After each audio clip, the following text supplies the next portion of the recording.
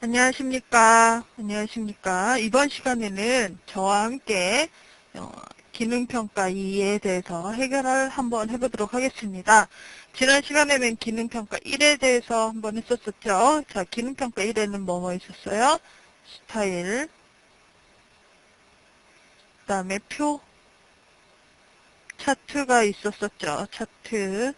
자, 기능평가 2에는요. 기능평가 2에는 수식, 그 다음에 그림, 이렇게 두 가지 부분이 존재를 합니다. 어떻게 보면 기능평가 1보다는 기능평가 2가 조금 더 쉬우실 수도 있어요. 얘는 연습만, 얘네들은 내가 연습만 무한정 반복을 하시면 조금 더 수월을 하시고 하시는데 더 재미를 붙이실 수 있지 않나 싶습니다. 자, 그러면 지금부터 저와 함께 기능평가 2에 대해서 천천히 어떻게 풀어야 되는지 천천히 알아보시도록 하시겠습니다. 자, 먼저 세 번째 문제가 뭐예요? 수식 입력하는 부분이죠. 자, 이 수식 입력하는 부분이 있는데요. 자, 수식을 입력하기 위해서는 입력 개체 수식을 클릭을 하시거나 아니면은 컨트롤 M을 클릭을 하시거나 아니면 도구모음에서 요 도구모음 있죠? FX 이렇게 써져 있는 거를 클릭을 하시면 이렇게 수식 편집기가 창이 뜹니다. 자, 그러면 요 수식 편집기 창이 뜨면 여기에서 원하는 거, 뭐 위첨자, 아래첨자 얘네들 이런 거는 있는 대로 그대로 가지고 입력을 하시면 되시거든요. 자, 얘네들은 그대로 가지고 입력을 하시면 되세요. 얘도 마찬가지고 그대로 입력을 하시면 되시는 거거든요. 그냥 클릭을 하고 이렇게 네모칸이 있는 부분에다가 내가 글씨를 직접 입력을 해 주시면 얘네들은 금방 쉽게 하실 수가 있어요. 근데 나머지 지금 여기에는 이 부분 있으시죠? 이 부분이 뭔지를 잘 모르시잖아요. 그래서 이 부분에 대해서 이제 설명을 조금 드리도록 할게요. 얘네들이 각각 무엇을 의미를 하는지, 여기에는 무엇이 내용이 들어있는지 이제 설명을 한번 드리도록 하시겠습니다. 제일 첫 번째 있었던 얘는 뭐냐면 그리스 대문자예요. 그래서 이렇게 그리스 대문자가 요 안에 이렇게 들어있으세요. 자, 그 다음에 두 번째 있는 거는 그리스 소문자. 소문자. 자, 얘네들은 글씨를 쓸다 보면 가끔씩 필요할 때가 있거든요. 뭐, 알파, 베타, 이런 거 입력하실 때 주로 많이 입력을 하시고, 여기에 보면 이제 파이라든가 이제 그런 것도 있어요. 그런 것도 이제 필요하실 경우에 많이 입력을 하셔야 되기 때문에 얘네들은 대충 위치만 기억을 하고 계셔도 큰 도움은 되시겠죠. 이렇게 파이 모양 같은 거 있으니까 알고 계시면 도움 많이 되실 것 같습니다. 자, 그 다음에 그리스 기호 있어요. 그리스 기호. 자, 이 기호들을 사용을 해서 입력을 하시면 되시고, 자, 그 다음에 시험 문제 중에서 그래도 좀 많이 나오는 게 합집합 기호, 그 다음에 연산 논리 기호, 얘네들이 많이 쓰이고 있어요. 자, 합집합 기호는 이렇게 이 모양 생긴 거, 이거 작다, 같다, 작거나 같다 이 기호를 누르셔서 거기에 해당하는 내용을 찾아서 입력을 해 주시면 되시고요. 자, 그 다음에 연산 논리 기호는 더하기 마이너스가 같이 있는 여기를 클릭을 해서 이 안에서 찾아서 쓰시면 되세요. 대부분은 얘네들은 윗줄에 있는 애네들이 많이 나오게 되어져 있으니까 윗줄에 있는 거 많이 사용하시면 되겠습니다. 자, 그 다음에 화살표는 거의 문제 나오진 않지만 화살표 있어요. 자, 그 다음에 기타 기호도 많이 들어가 있는 문제 중에 하나인데요. 이 기타 기호 중에서는 이런 삼각형 모양의 기호가 많이 들어가고요. 뭐 몇 도씨, 그 다음에 뭐 파씨 이런 거, 이제 이런 거 많이 들어가니까 이제 알고 계시면 되실 것 같습니다. 자, 그 다음에 가로 있어요. 가로. 가로는 여기 있는 이 가로를 사용을 하셔도 되고 키보드에 있는 가로를 직접 입력하셔도 무관하십니다.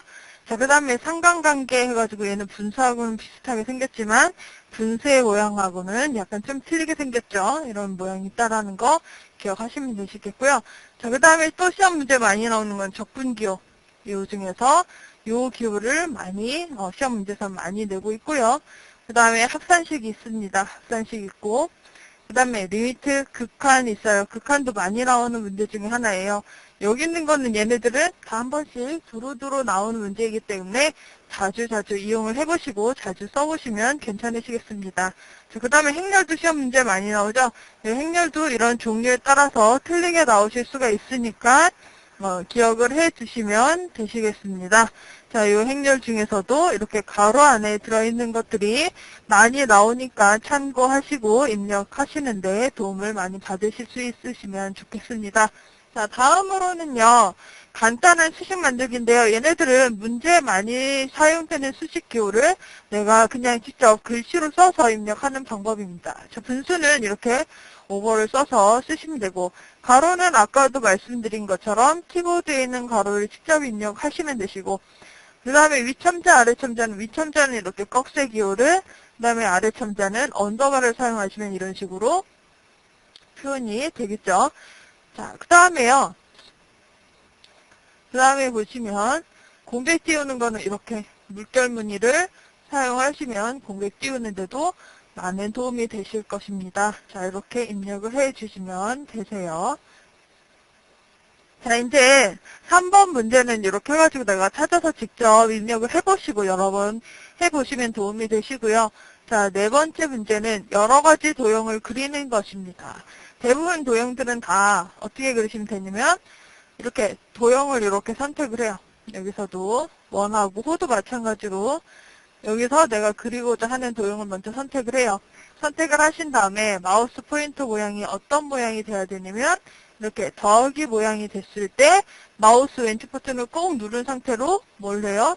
드래그를 해주시면 선이 그려지시거나 아니면 원이나 호가 그려집니다. 근데 이거를 그리실 때 뭐를 누르고 그리시면 Shift 키를 누르고 그리시면 얘네들이 직선이나 정원이나 아니면은 이렇게 호가 90도 방향으로 그려지게끔 되어져 있습니다. 자, 그 다음에요. 사각형은 똑같이 그리는 방법은 똑같아요. 그리는 방법은 똑같은데요. 사각형을 선택을 하고 더하기 모양이 선택이 되면 그리시는 건 다 똑같아요. 하지만 사각형은 모서리가 어떻게 생겼느냐에 따라서 고쳐주셔야지 되는 부분도 있으시거든요. 모서리가 이렇게 둥근 모서리가 있거나 아니면은 여기처럼 이렇게 반원이 되어져 있는 모서리가 있는 경우가 있어요. 그런 경우에는 사각형을 그리신 다음에 도형을 고치셔야 되는데요. 사각형을 선택을 해요. 선택을 하고 편집 고치기를 클릭하고 여기에 있는 이 선 탭을 클릭을 하십니다. 선 탭을 클릭을 하신 다음에 사각형 모서리 공유를 가서 둥근 모양으로 할 것인지 아니면 반원으로 할 것인지를 선택을 하시고 이쪽에 있는 뭐를 설정을 클릭을 해주시면 되시겠죠. 자, 그렇게 보시면 되시겠습니다. 자, 그 다음에요. 다각형도 가끔 그려야 되는 경우가 생겨요. 특히 이렇게 삼각형 모양의 그림을 그리셔야 되는 경우가 있거든요. 자, 이 다각형은요. 다각형 그리는 도형을 선택을 하시고 그냥 마우스로 쭉 이렇게 드래그 하시는 것이 아니라 얘는 뭐를? 꼭지점을 클릭을 해주십니다. 꼭지점. 꼭지점. 자, 여기에 보면 각각 도형에 이렇게 꼭지점이 있으시죠? 자, 이 꼭지점을 클릭을 해서 그림을 그려주시면 돼요. 그래서 클릭, 이렇게 클릭, 마우스로 클릭만 쭉 해가지고 그리시면 이런 식의 도형이 되시겠죠. 자, 삼각형을 가장 이쁘게 그리시는 방법은 사각형을 먼저 그리신 다음에 사각형에 보면 여기에 각각의 가운데 중심점이 있죠? 이 중심점을 기준으로 해서 그리시는 것도 도움은 많이 되실 것입니다. 그 다음에 여기 보시면 여기에서의 Shift 키는요. 여기에서의 Shift 키는 뭘로 사용이 많이 되시냐면 여기 있는 이 Shift 키는 15도, 45도 이렇게 꺾여서 그러니까 선이 지나가면서 그려질 수 있도록 도움을 많이 드리고 있으니까 Shift 키를 사용을 해서 도형을 그리시는 것도 예쁘게 모양을 그리실 수 있으시겠습니다. 자, 그러면 도형을 다 그리고 나면 끝이 아니라 도형에서